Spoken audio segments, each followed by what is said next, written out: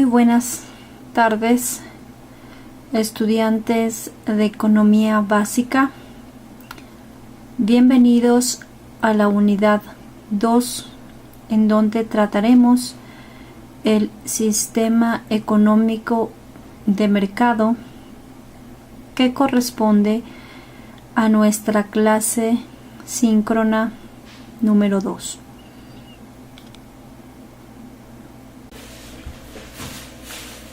Entonces vamos a hablar sobre lo que es el sistema económico de mercado y vamos a ampliarlo un poquito más para tener un conocimiento más profundo de este tema, así como lo es la demanda, la oferta, el punto de equilibrio,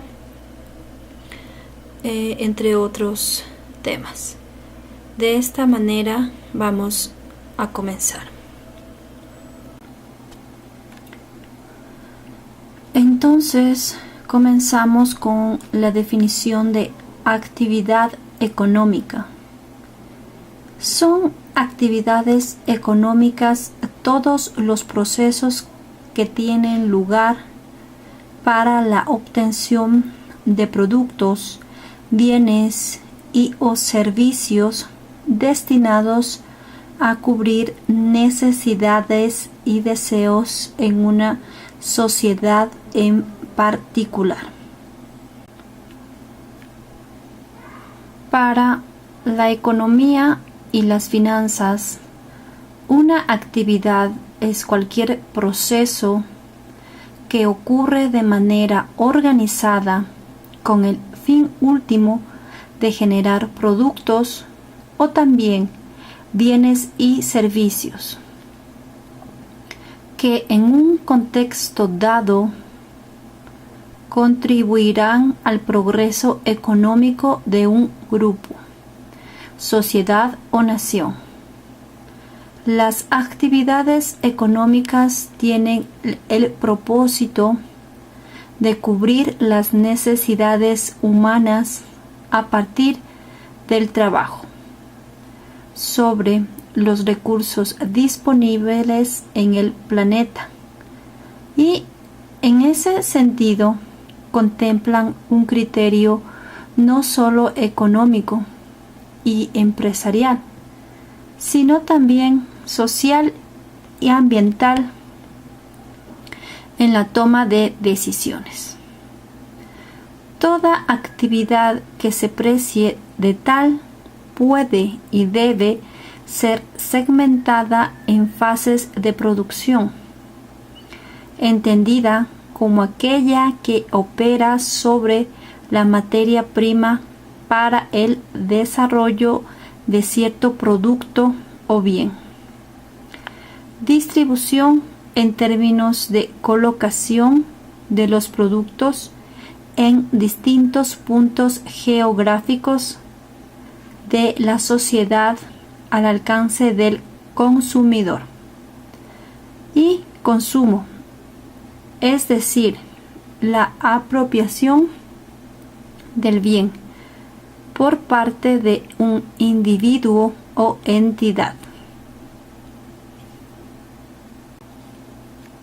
Actividades económicas típicas en los distintos países del mundo son la agricultura y ganadería, pero también la industria, el comercio, las comunicaciones, la investigación científica y casi cualquier actividad que involucre la producción de un bien a cambio de una devolución monetaria o de otro tipo. Muy bien, luego de haber visto los temas sobre la actividad económica, quiero desarrollar un mapa conceptual sobre la actividad económica para poder entenderlo de mejor manera. Entonces tenemos que actividad económica cuya finalidad es satisfacción o satisfacer necesidades. Tenemos fases de la actividad económica. Tenemos a la producción de bienes y servicios. De bienes tenemos producción y consumo. Las de producción tienen factores que son recursos materiales, trabajo y capital. El trabajo puede ser por cuenta ajena o autónomo. ¿Sí? Tenemos la comercialización, donde está el almacenaje, transporte y la venta. Dentro de la venta tenemos al por mayor y al por menor, y también el consumo. La actividad económica tiene agentes económicos, que son familias, empresas y por supuesto el Estado. Entonces tenemos lo que es la actividad económica en un resumen, en un pequeño mapa conceptual. Continuamos con los temas referentes a esta unidad y tenemos a los sectores económicos. Entre los que destacan tenemos al sector primario. En este sector se engloban las actividades relacionadas con la obtención de alimentos como la pesca, la ganadería o la agricultura. Como podemos ver en el gráfico, tenemos lo que es la agricultura, que es el sector primario más conocido, ¿no? Y vemos ahí que están recogiendo unos frutos de la tierra. Continuamos con el sector secundario. Estas son actividades que ya transforman las materias primas como las conseguidas en el sector primario y otras como la minería, la industria, la construcción o la producción de energía. Entonces podemos observar en el gráfico cómo es una industria y va cambiando al factor primario o al sector primario para transformarlo. Y tenemos el sector terciario. Este sector agrupa los servicios que se prestan a la sociedad, por ejemplo, el transporte, la educación o la sanidad. En el caso de nuestro ejemplo, tenemos un servicio que se refiere a la educación. Observamos a un maestro dando clases a su grupo de estudiantes. Este sería un servicio de la educación. Tenemos a continuación los agentes económicos. Son familias, empresas, Estado.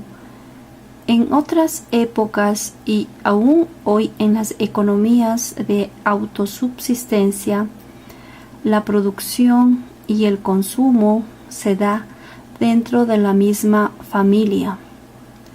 Las familias eran bastante autosuficientes, produciendo su propia alimentación, sus enseres, sus viviendas, vestidos, armas. Al pasar el tiempo, las tareas se fueron especializando en oficios como carpinteros, herreros, artesanos. Al agruparse en profesiones obtenían más de lo que podían consumir de ciertos productos.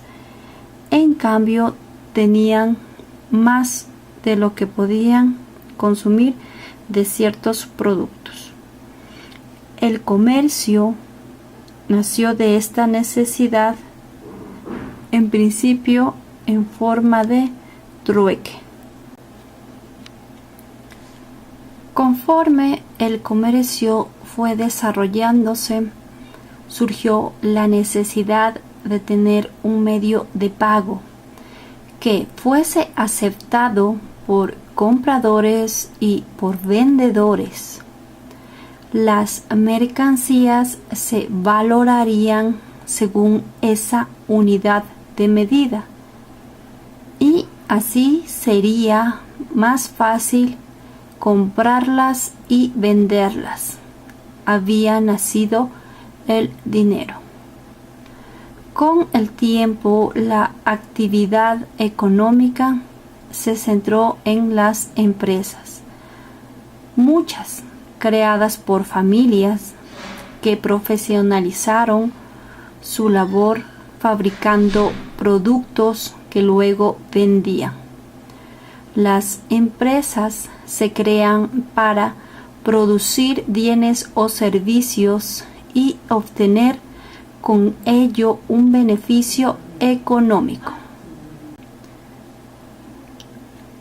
Las empresas, por su tamaño, pueden ser grandes empresas como las multinacionales, medianas empresas, pequeñas empresas, las llamadas microempresas. Este tipo de empresas es casi siempre el resultado del esfuerzo de uno o varios emprendedores que son los que administran la empresa y se encargan de casi todo.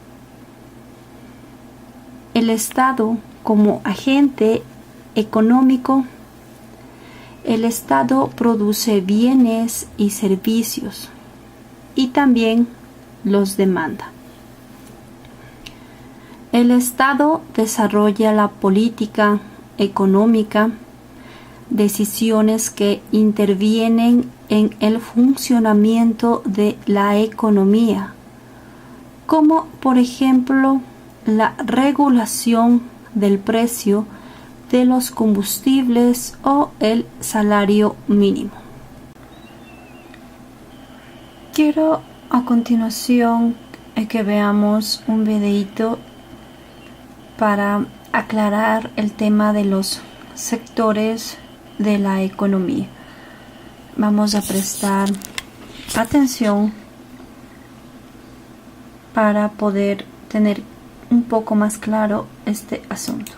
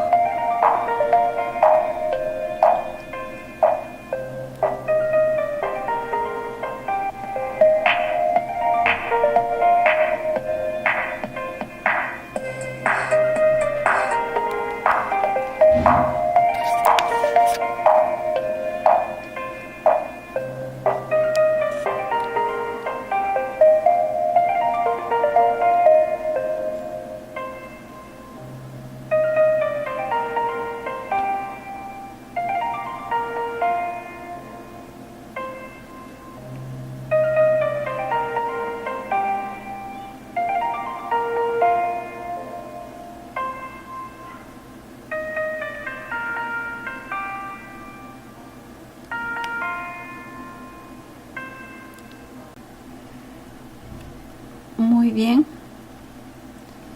Vamos a continuar con nuestros temas de la unidad número 1 y vamos a hablar sobre el sistema económico.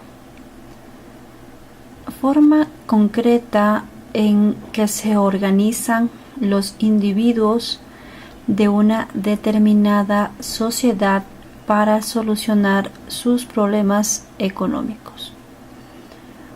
Un sistema económico tiene como función la asignación de los recursos de una sociedad entre las distintas actividades para producir bienes y servicios y distribuirlos entre sus individuos. El criterio más empleado para clasificar los sistemas económicos es el grado de intervención del Estado en la economía o en la actividad económica. El funcionamiento del mercado suele conducir a la adopción de decisiones más eficaces, pero menos equitativas, mientras que las decisiones del Estado resultan más equitativas, pero menos eficaces. Entonces, continuamos con el siguiente tema, que es el sistema económico. Conjunto de procedimientos institucionalizados con el que una sociedad se organiza para resolver los problemas básicos de la economía. Las formas de organización económica, social y política que adoptan las sociedades para resolver los problemas de cómo atender las necesidades de sus ciudadanos. Tenemos las formas de sistemas económicos.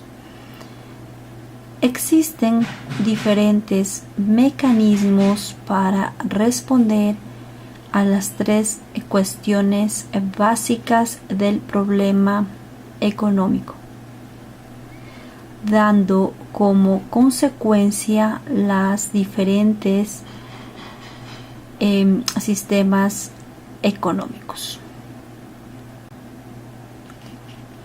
Estas alternativas pueden ir desde un extremo en el que se apuesta por la intervención directa del Estado en todas las actividades económicas socialistas, al otro extremo en el que se defienden la plena libertad del mercado, limitando al mínimo la intervención del Estado capitalista. El debate sobre el grado de intervención del Estado frente a la actuación de las fuerzas del mercado constituyó uno de los asuntos claves en el definir de los sistemas económicos y en la historia del pensamiento económico.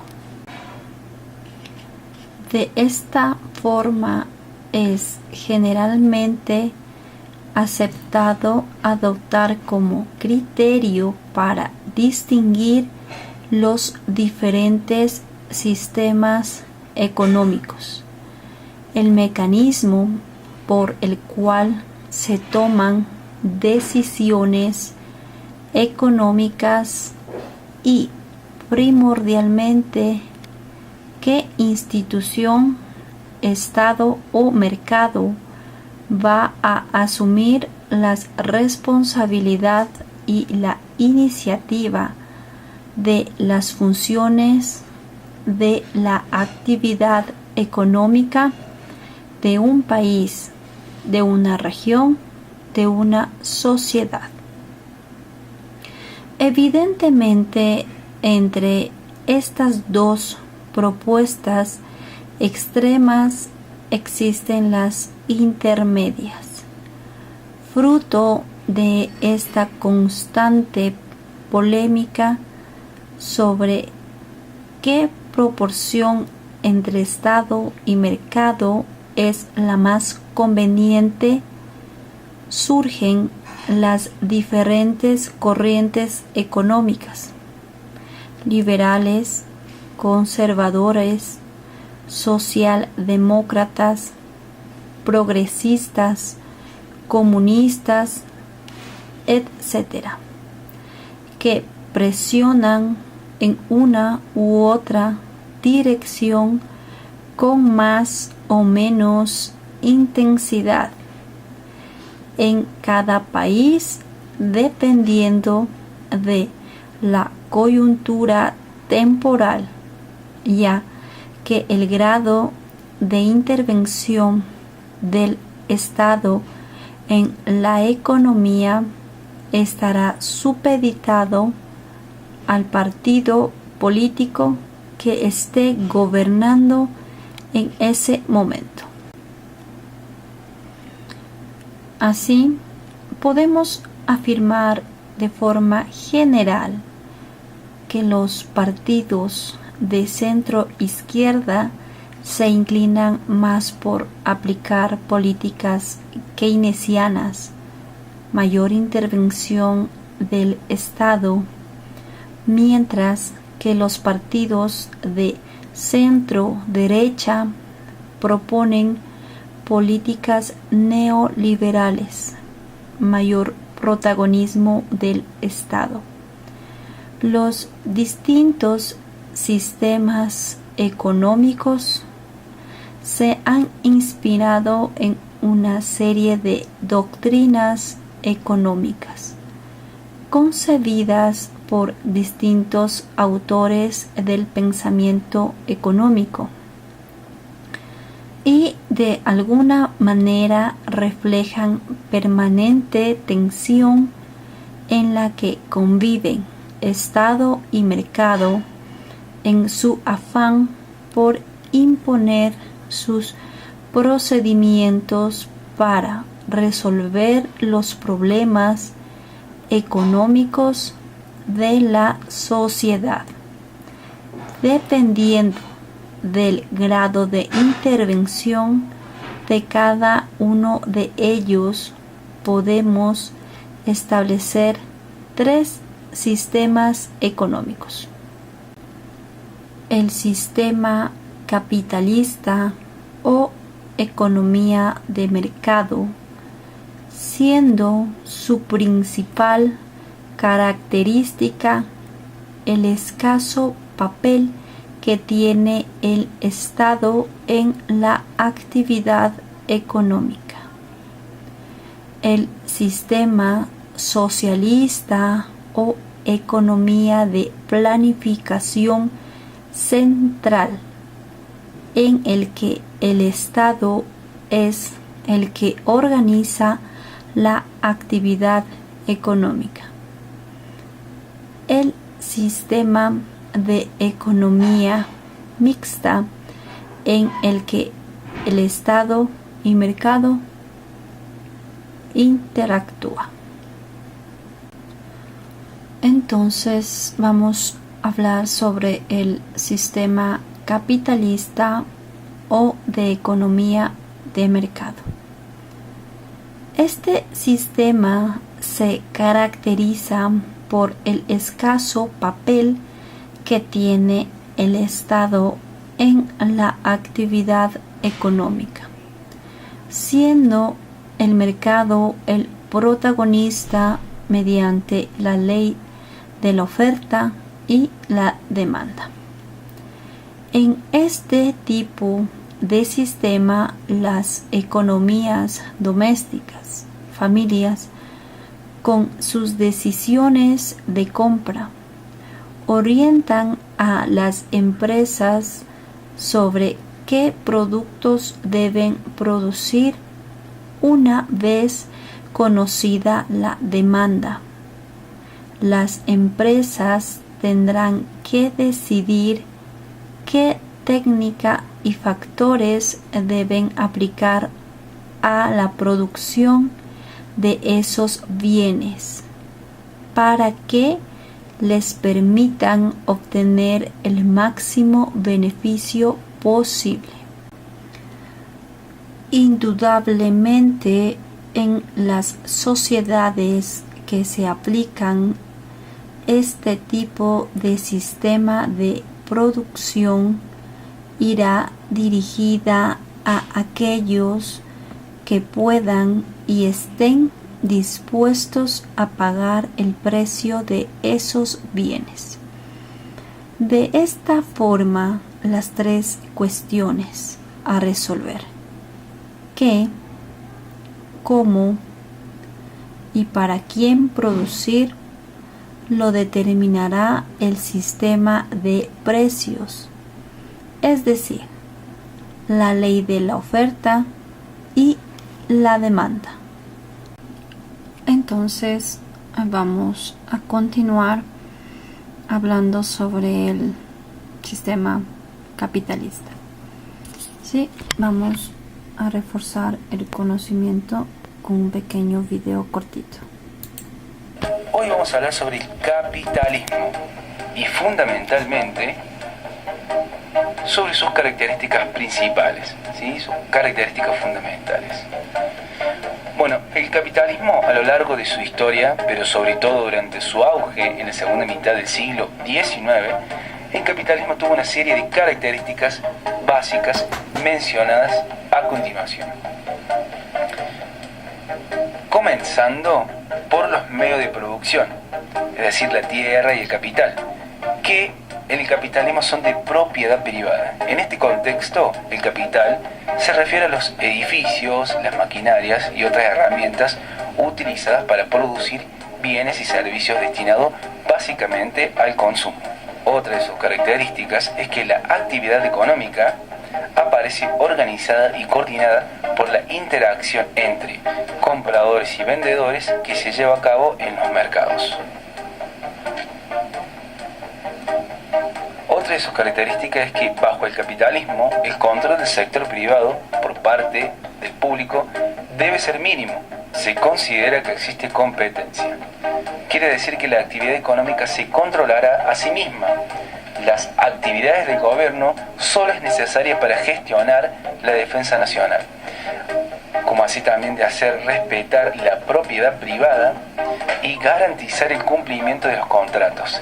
Esta visión antigua del papel del Estado en el sistema capitalista ha cambiado mucho durante el siglo XX.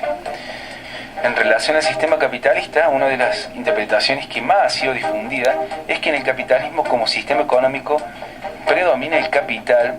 Es por ello que se encuentra por encima del trabajo como elemento de producción y por ende es el creador de la riqueza.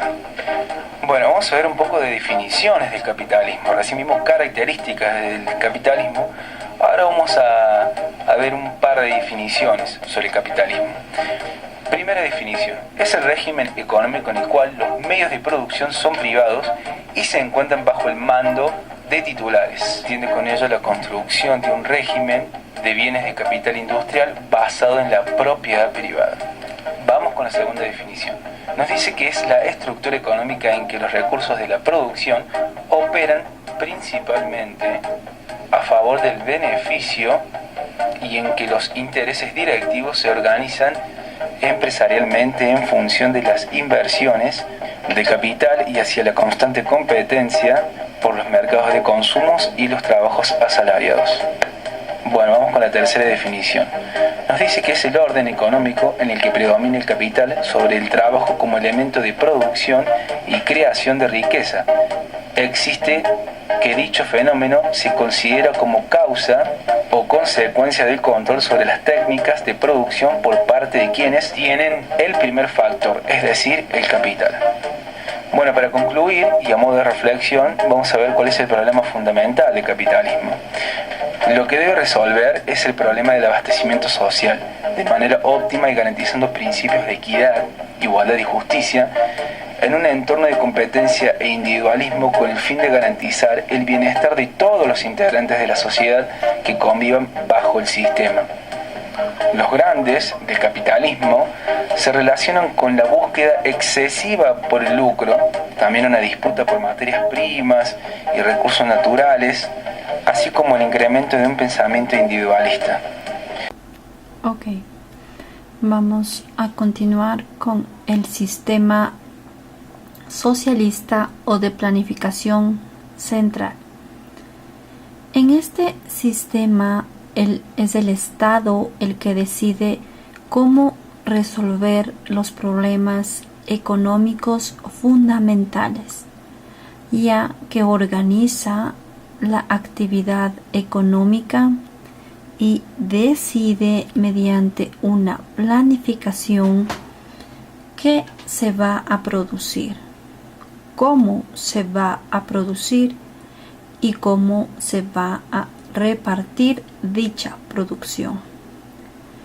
Tiene su base ideológica en el marxismo, surgido de las ideas de Karl Marx y recogidas en su obra principal, El Capital, en la que postula alcanzar una sociedad sin distinción de clases, donde tanto el proceso productivo como las fuerzas productivas y las relaciones que surgen de la producción se convierten en un bien social. Mientras Adam Smith defendía el mercado, el capitalismo y la mínima intervención del Estado, Karl Marx propugnaba la creación de una sociedad socialista y exigía la intervención del Estado en los asuntos económicos. Marx critica el capitalismo porque se trata de un sistema caracterizado por la explotación dentro de la economía, de la fuerza de trabajo del hombre, al instituir el trabajo como una mercancía más.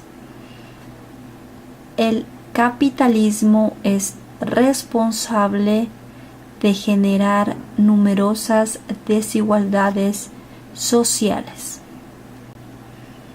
Por último, tenemos el sistema de economía mixta. Hemos visto los dos sistemas económicos puros que predominan desde el siglo XVIII: el capitalismo, economía del mercado, y el socialismo, economía de planificación central. Dos extremos que han ido evolucionando con el tiempo hacia un nuevo sistema que combina ambos. Estamos hablando del sistema de economía mixta. Efectivamente, se trata de un sistema que incorpora elementos tanto de la economía de mercado como de la economía planificada en diferentes proporciones. se considera a John Maynard Keynes el ideólogo y mentor de este sistema económico, ya que fue este economista inglés el primero en proponer utilizar conjuntamente las señales del mercado y las directrices del Estado para resolver los problemas económicos. A raíz de la publicación de su libro Teoría General de la Ocupación, el Interés y el Dinero, en el año de 1936, donde alentaba a una política de intervencionismo estatal para mitigar los efectos de una recesión económica. Varios países a partir de la década de los años 30 pusieron en práctica su planteamiento para superar la crisis iniciada en 1929. El sistema de economía mixta afronta los problemas económicos básicos de la siguiente forma. Algunos lo definen como un sistema capitalista en el que el Estado interviene para intentar corregir las imperfecciones del mercado. Otros lo ven como el tipo de economía en la que el Estado y el mercado interactúan a la vez en la economía, en mayor o menor medida, dependiendo del país y de las circunstancias políticas y económicas de cada momento. Tenemos un pequeño cuadro que lo vamos a desarrollar. Tenemos el sistema económico, la doctrina, el inicio y la toma de decisiones. Tenemos la economía de mercado, capitalismo, la doctrina, el liberalismo, Adam Smith, el inicio, revolución industrial y la toma de decisiones, el mercado, consumidores y productores. Tenemos el siguiente sistema económico que es planificación central, socialismo, doctrina, marxismo, Karl Marx, inicio tras la Revolución Rusa y la toma de decisiones es el Estado. Y finalmente de economía mixta, keynesianismo, John Maynard Keynes, a fin de la Segunda Guerra Mundial, el mercado y el Estado interactúan. Entonces tenemos este pequeño cuadro que nos muestra de manera más clara los sistemas económicos existentes. Muy bien. Luego de haber visto este cuadrito y haber hablado sobre el socialismo, el capitalismo y el sistema mixto, vamos a hablar sobre o a ver un video del capitalismo y el socialismo, así que prestemos mucha atención, por favor. ¿Cuál es la diferencia entre capitalismo y socialismo? A pesar de que el capitalismo y el socialismo son escuelas de pensamiento económico y político un tanto opuestas, comúnmente son usadas de forma complementaria. En la actualidad, el capitalismo es el modelo más utilizado a nivel mundial. Los argumentos del debate entre socialismo y capitalismo se centran en la igualdad económica y el papel del gobierno.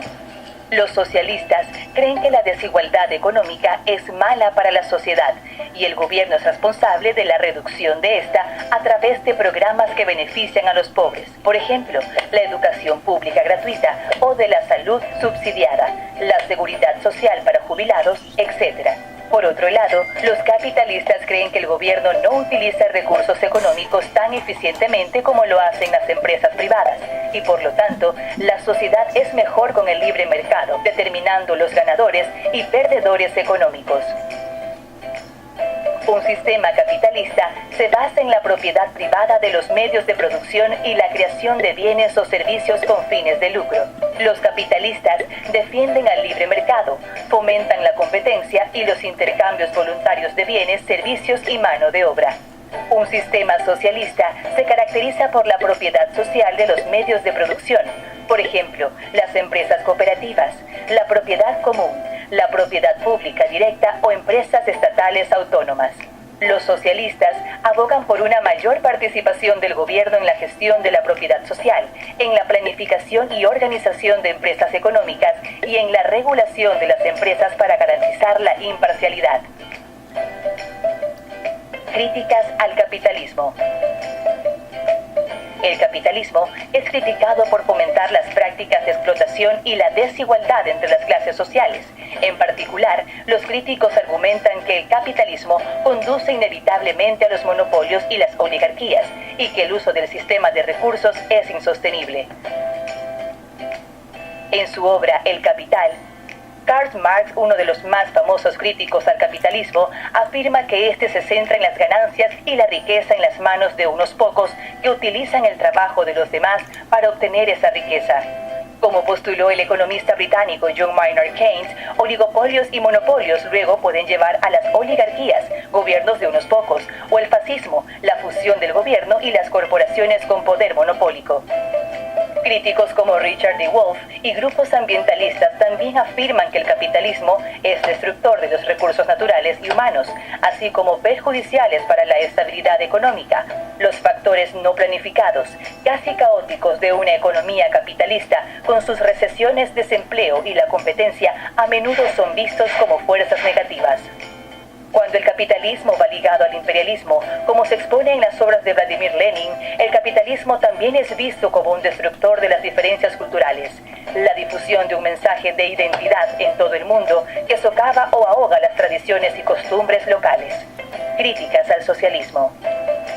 Los críticos del socialismo tienden a enfocarse en tres factores: la pérdida de la libertad y los derechos individuales, la ineficiencia de las economías planificadas o controladas y la incapacidad de implementar el socialismo en base a la teoría debido a que sus fundamentos son utópicos.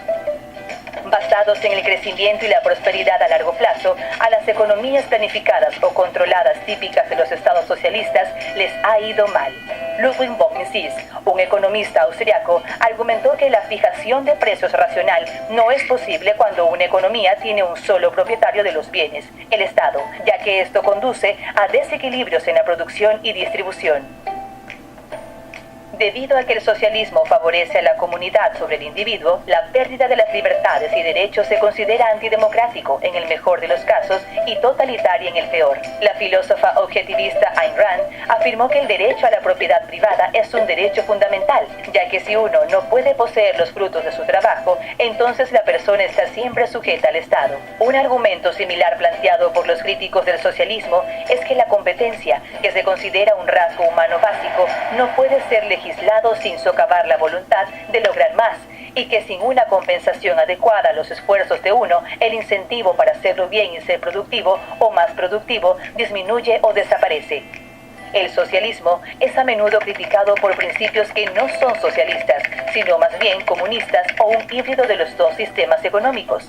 Los críticos señalan que la mayoría de los regímenes socialistas no han logrado obtener resultados adecuados en términos de prosperidad económica y el crecimiento. Los ejemplos citados van desde la antigua Unión Soviética a los regímenes actuales en China, Corea del Norte y Cuba, la mayoría de los cuales eran o están más en el extremo del espectro comunista.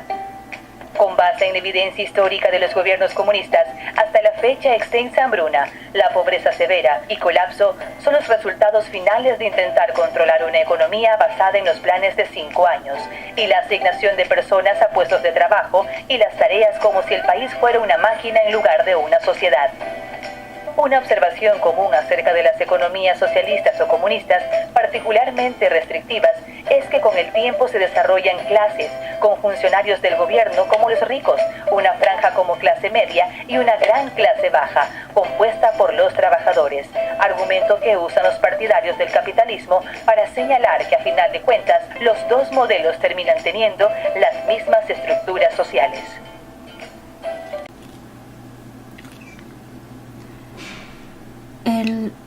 Continuamos con lo que es otro tema muy importante y hablamos de el modelo del flujo circular de la renta.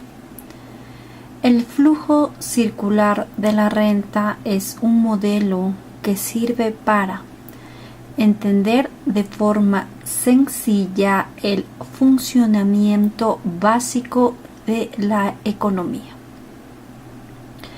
es decir, la relación entre los diferentes agentes económicos formados por las familias, las empresas y el sector público. Estos agentes se apoyan en el mercado para repartir recursos, estableciendo relaciones en torno a dos mercados complementarios: el mercado de bienes y servicios, donde las empresas venden a las familias los bienes y servicios que éstas demandan a cambio de dinero. El mercado de factores de producción, donde las familias aportan los factores de producción, trabajo, tierra y capital a las empresas a cambio de una remuneración, salarios, alquileres, intereses y beneficios. Esta relación se puede describir como una corriente circular en las que primero unos venden y otros compran, y luego unos compran y otros venden. El dinero que los consumidores entregan a los empresarios por la compra de bienes y servicios retorna a estos en forma de salarios, alquileres y beneficios. De forma muy somera, las gallinas que entran por las que salen, aunque esta expresión también valdría para otros conceptos económicos como la balanza de pagos. Luego hay un tercer agente, que es el sector público, que actúa al mismo tiempo como empresa, como familia y como regulador del sistema, recaudando impuestos para repartir la riqueza, subsidios y subvenciones y ofrecer bienes y servicios públicos, carreteras, educación, sanidad. Un caso práctico lo ponemos de esta manera. Un ejemplo simplificado al extremo del flujo circular de la renta sería el de un sistema económico con solo dos agentes, un consumidor, trabajador y una empresa. Pongamos que son un administrativo de unos grandes almacenes y esos grandes almacenes donde él trabaja a cambio de salario que luego se gasta en esos mismos grandes almacenes para obtener los bienes que necesita, que son alimentos, ropa, libros. En este caso, el dinero que gana en su empresa se lo gasta en su misma empresa, por lo que es fácil entender cómo funciona el flujo circular de la renta. Entonces tenemos el gráfico de esta manera: mercado de bienes y servicios, gastos, bienes y servicios adquiridos que van a los hogares que utilizan la tierra, el trabajo, el capital, y van al mercado de factores de producción y van a las empresas donde están los ingresos y retornan nuevamente al mercado de bienes y servicios. Este gráfico ya lo vimos en clases y lo tenemos, creo, muy claro, ¿verdad? Tenemos las características de los intercambios en un sistema de mercado. Tradicionalmente, a una de las partes del intercambio se las denomina demanda y a otra oferta, aunque en realidad ambas partes son oferta y demanda a la vez. Una parte ofrece dinero y demanda bienes, y la otra ofrece bienes y demanda dinero.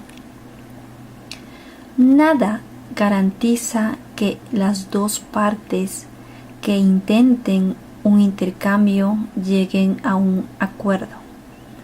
Es posible que una o las dos partes considere que no puede obtener de la otra lo suficiente como para que merezca la pena el intercambio. En el caso que las dos partes lleguen a un acuerdo, entonces fijarán el precio y la cantidad de bienes a intercambiar. Aunque las dos partes de un intercambio lleguen a un acuerdo libremente, esto no quiere decir ni mucho menos que estén completamente satisfechas con ese acuerdo. Al que compra siempre le parecerá caro lo que compra y al que vende siempre le parecerá barato lo que vende. Por lo tanto, el precio solo significa que a ese precio ambas partes consideran que merece la pena realizar el intercambio de una determinada cantidad de bienes en un momento dado. El que compra ni tiene por qué saber ni tiene por qué importarle lo que le haya costado al que vende el bien que vende ni sus beneficios. Del mismo modo, el que vende no tiene por qué saber ni tiene por qué importarle el dinero de que dispone el que compra. Esto no quiere decir en absoluto que ambos, comprador o vendedor, no sepan y o puedan importarles el costo, los beneficios y el dinero del vendedor y comprador respectivamente. Simplemente quiere decir que no son condiciones imprescindibles para que se realice el intercambio. ¿Qué es lo que determina el precio y la cantidad de bienes que se intercambian? Dado que las personas cuando compran lo hacen en función de sus propios intereses y que esos intereses se centran en satisfacer al máximo las necesidades y que las necesidades son algo subjetivo de cada persona, lo que determine el precio será siempre algo subjetivo. Quede bien claro que los propios intereses son eso, los propios intereses, ni son justos ni injustos, ni buenos ni malos, ni correctos ni incorrectos, ni altruistas ni egoístas, ni solidarios ni insolidarios, sino simplemente los propios intereses de cada persona, y cada persona elige sus propios intereses. En un sistema de mercado solo se producirá un intercambio cuando ambas partes obtengan una satisfacción de sus intereses particulares, mayor que si el intercambio no se realizase. El que un intercambio se realice a un determinado precio y en una determinada cantidad no significa que en siguientes intercambios ese precio o esa cantidad se vaya a mantener. En cada intercambio siempre se produce la misma disputa entre las dos partes que comercian y en las que cada una intentará obtener al máximo de satisfacción posible. Vamos a continuar con lo que es equilibrio de mercado. ¿Qué es? Tipos y cómo se logra. Al estudiar los mercados, el principal elemento de estudio es si está en equilibrio o no. ¿Qué es el equilibrio del mercado o equilibrio de mercado competitivo? Tres definiciones complementarias del equilibrio de mercado. La primera, el equilibrio del mercado es un punto en donde la cantidad de bienes demandados por los consumidores iguala a la cantidad ofertada por las empresas. En esta situación se alcanza un precio de equilibrio y una cantidad de equilibrio. El punto donde se intersectan las curvas de demanda y oferta en el modelo de demanda y oferta usado por los economistas. También se define al equilibrio de mercado como una situación en donde no hay ninguna fuerza o razón para que se produzca un cambio. Solo habrá variaciones si una fuerza externa interviene en el mercado. En términos más prácticos, esto significa que en equilibrio no hay incentivos por parte de compradores o vendedores para alterar el resultado económico producido por las fuerzas de oferta y demanda. El equilibrio de mercado como concepto es clave en los estudios económicos, pues los mercados en equilibrio competitivo son eficientes. Los mercados eficientes maximizan el excedente de los consumidores y el excedente de los productores. Maximizan la utilidad social y además se vacían, por lo que no hay escasez o desperdicios de bienes o servicios.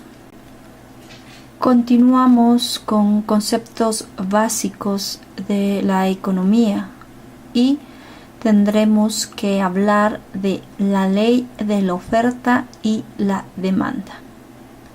Podríamos afirmar que la ley de la oferta y la demanda es el principio básico sobre el que se sustenta la economía de mercado. En las sociedades actuales donde impera este sistema, los precios se imponen como resultado de la interacción entre los oferentes, productores, y los demandantes, consumidores. Es decir, es un reflejo de la relación que existe entre la cantidad ofertada de un bien y su demanda en el mercado.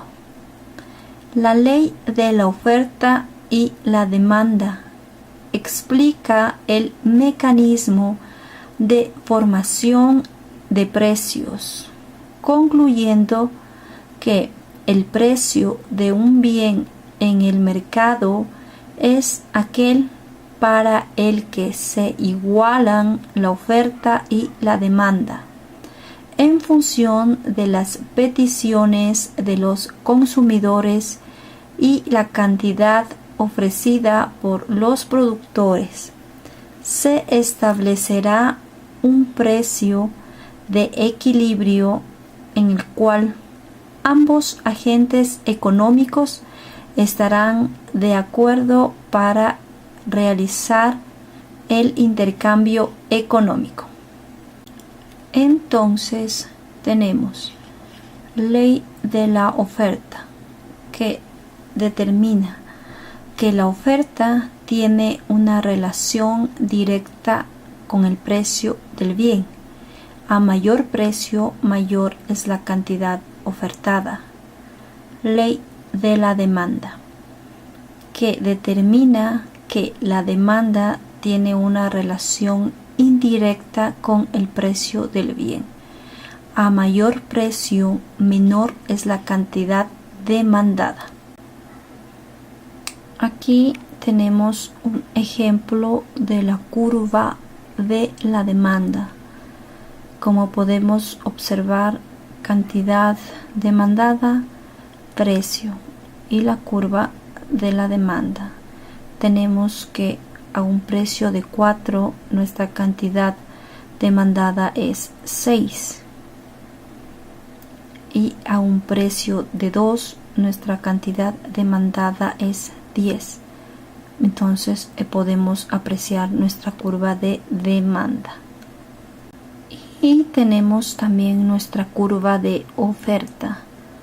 A un precio 2 nuestra cantidad ofertada es 6 y a un precio de 4 nuestra cantidad ofertada es 10, dando como resultado en la gráfica la curva de la oferta. Entonces, teniendo estos conocimientos básicos de la oferta y la demanda, podemos decir que el punto de equilibrio en el cual la cantidad del bien que se intercambia coincide con la cantidad que los consumidores quieren comprar a ese precio y con la cantidad que las empresas están dispuestas a vender al mismo precio.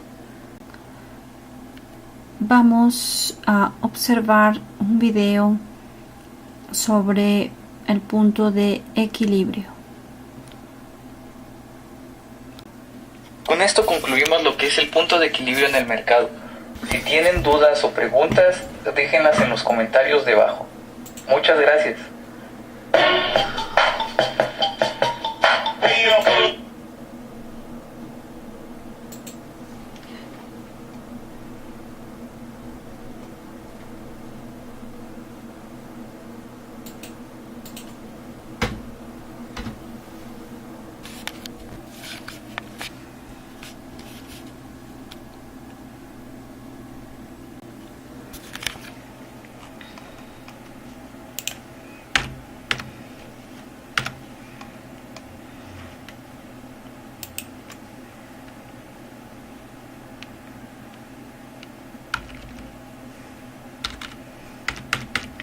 Esta concepción es más que toda teórica, toda teórica.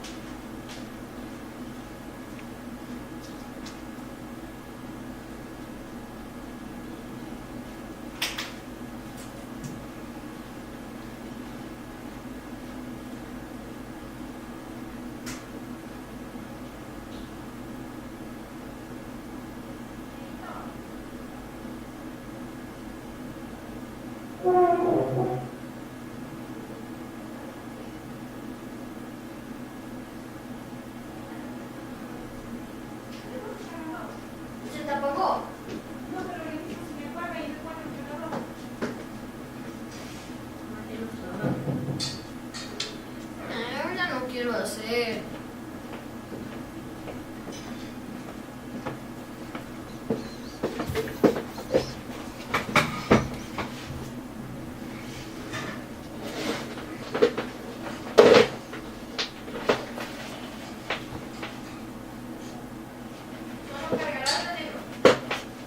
Ok, pero la cosa será si encuentro el cargador.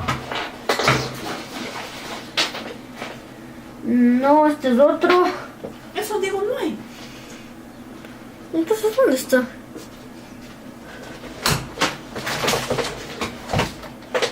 No hay, ¿no es cierto? Ay, Dios mío, ¿y ahora? No, conectémosle con esta hasta... Ay, Dios mío, ¿qué es eso? por qué se habrá escondido ahí? Yo pensaba que vos lo escondiste, pero te voy a llamar. Ahí sí, conectemos y sigo, ¿no es cierto? ¿Ah? Le conectamos y sigo. Sí. Ya voy 1 hora y más. Ay, hijo, me duele la garganta. No es para mañana, le puedo dejar ahí nomás. ¿A quién?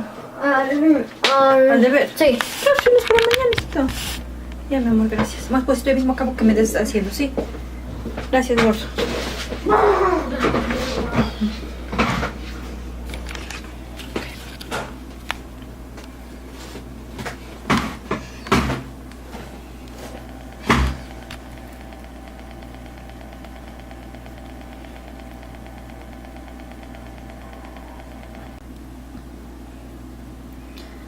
Tenemos el mercado de competencia perfecta. En este caso hay muchos compradores y vendedores.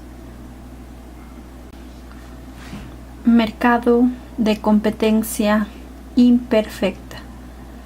Hay varios tipos de mercados de competencia imperfecta.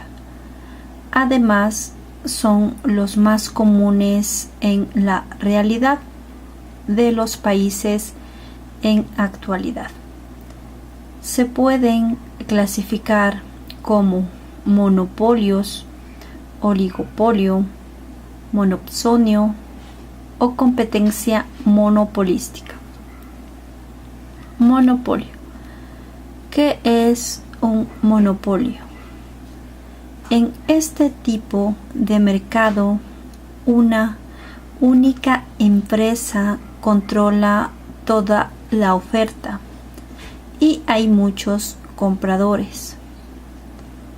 No hay competencia para la empresa oferente monopolista.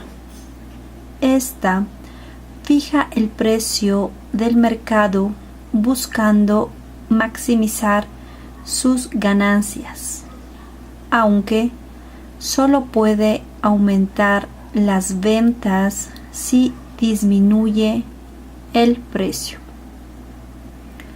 Los consumidores en este tipo de mercado están en clara desventaja, pues deben acomodarse a los precios, cantidad y calidad que ofrece el monopolio.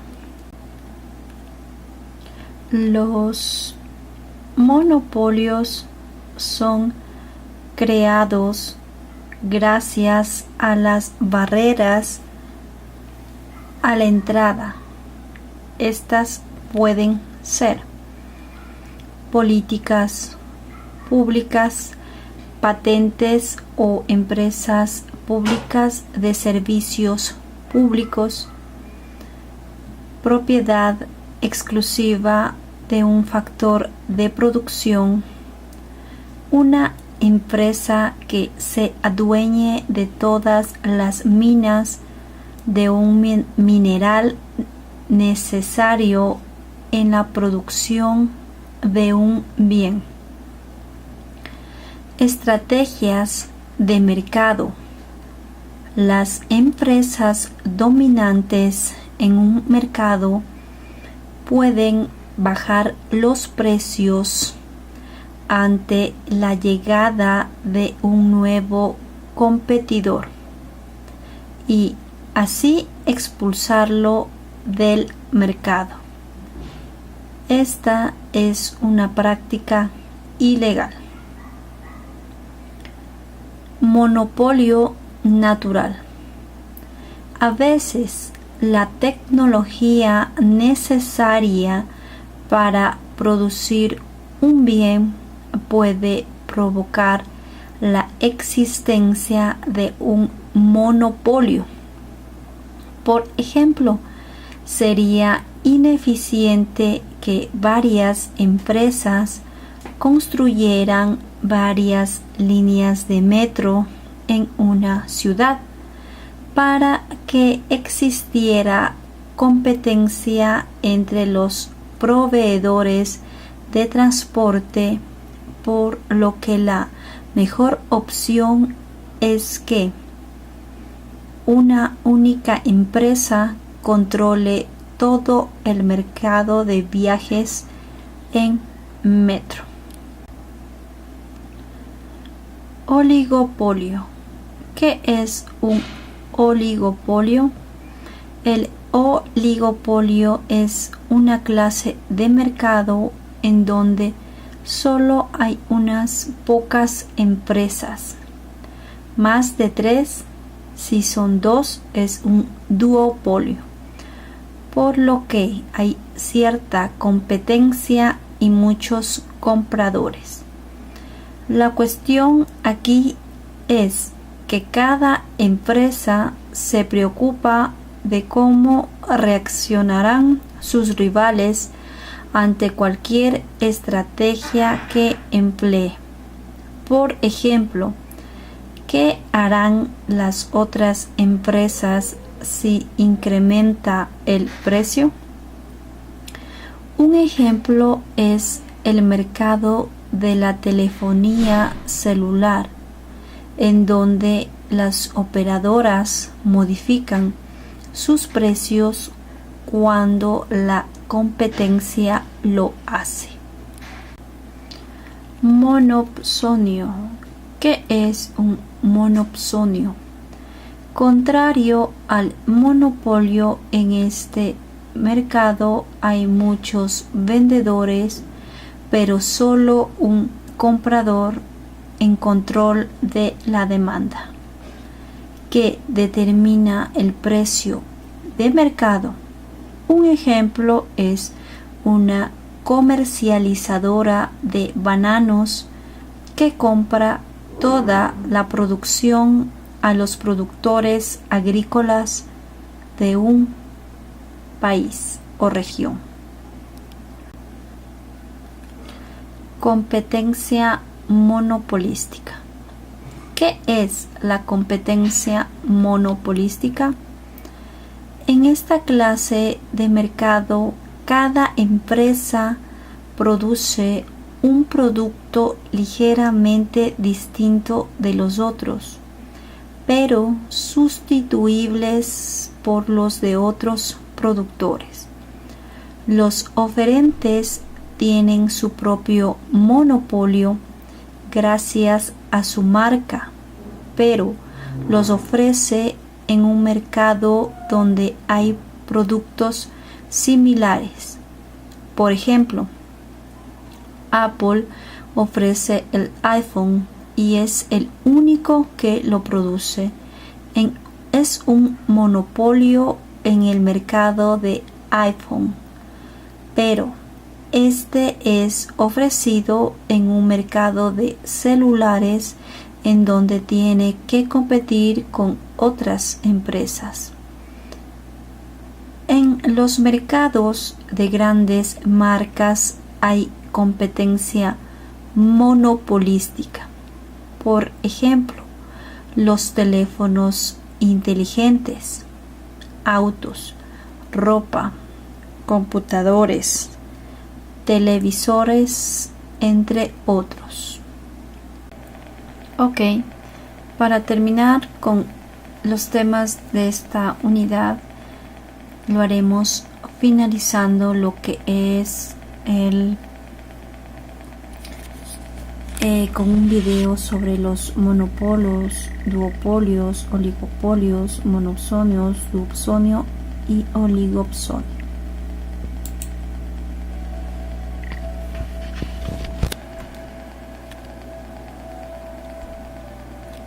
Todos llegamos a jugar alguna vez el famoso juego de mesa Monopolio, con lo que nos podemos dar una idea bastante buena de lo que es en la vida real este concepto. En el juego de mesa, una de las metas es ser dueño de todas las propiedades de un determinado color, o en términos económicos, de tener el monopolio de la propiedad de un color en particular. Es también el caso de que cuando un jugador tiene el monopolio de un conjunto de propiedades, las rentas de las propiedades subirán. Esta es también una característica muy realista del juego, ya que en general los monopolios conducen a precios más altos. Pero entonces, ¿qué es un monopolio? Un monopolio es simplemente un mercado con un solo vendedor de ciertos bienes o servicios y no hay sustitutos cercanos para el producto de este vendedor. Quiere decir que esta empresa es la única que vende cierto bien o servicio. Para que exista un monopolio es necesario que en dicho mercado no existan productos sustitutos, es decir, que no exista ningún otro bien que pueda reemplazar el producto determinado y por lo tanto sea la única alternativa que tiene el consumidor para comprar. Sobre los monopolios podemos decir que son perjudiciales, ya que permiten que una sola entidad fije el precio de los bienes sin tener en cuenta un precio competitivo y asequible. En ausencia de la intervención del gobierno, el monopolio es libre de fijar cualquier precio que elija y por lo general establece el precio que le ofrece el mayor beneficio posible. Por ejemplo, si quisiéramos comprar un televisor y solo hubiera una tienda donde se pudiera comprar este televisor, esa tienda se considera que mantiene un monopolio. Los monopolios pueden ocurrir por varias razones. A veces, una industria especializada puede tener ciertas barreras de entrada que solo una empresa o individuo puede cumplir. Por ejemplo, enormes economías de escala, barreras de entrada o la regulación gubernamental. En varios países del mundo, incluyendo a México, se cuenta con leyes antimonopolio que ayudan a prevenir que las compañías se conviertan en monopolios dentro de una industria. En Estados Unidos, a finales de 1990, Microsoft se enfrentó a varias demandas debido a violaciones percibidas de las leyes de defensa de la competencia. Si el Departamento de Justicia hubiera demostrado que la compañía violaba estas leyes, Microsoft se habría visto obligada a dividirse en filiales con el fin de romper el monopolio potencial. Un duopolio es una situación en la que dos empresas poseen la totalidad o casi la totalidad del mercado de un determinado producto o servicio. Un duopolio puede tener el mismo impacto en el mercado que un monopolio si los dos jugadores se confabulan en los precios o en la producción.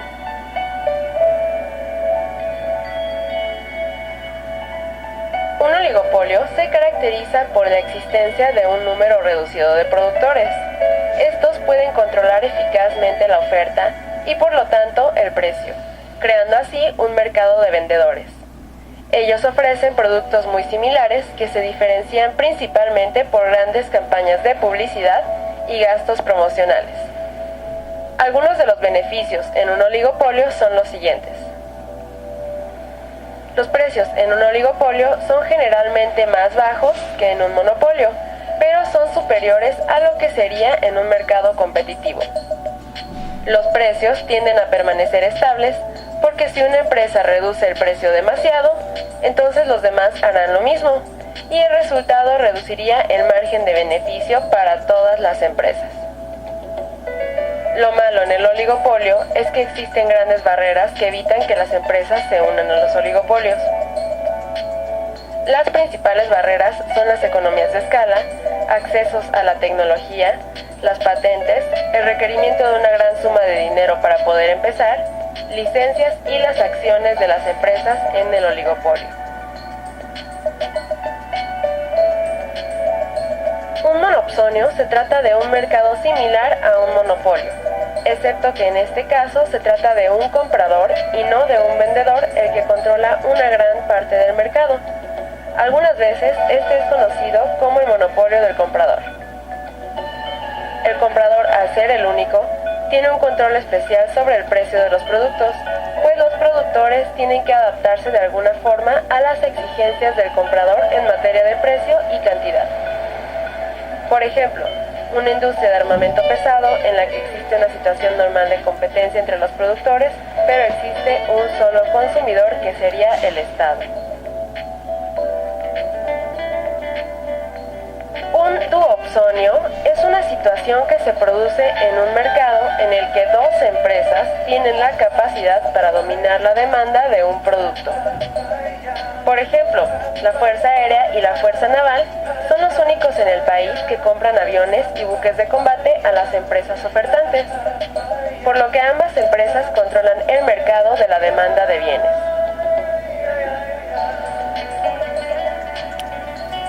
Un oligopsonio es una situación de mercado que se caracteriza por la existencia de un número muy reducido de compradores de determinado producto o servicio, lo que les concede cierto poder para determinar los precios y las condiciones de compra.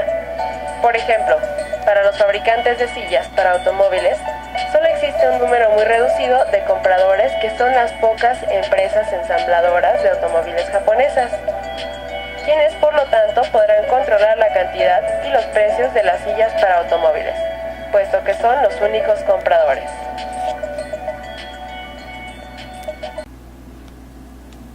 Ok, entonces con esto finalizamos lo que es en la unidad 2. Estaremos a la espera y atentos de la próxima y última clase síncrona. Gracias por su atención. Muchas gracias.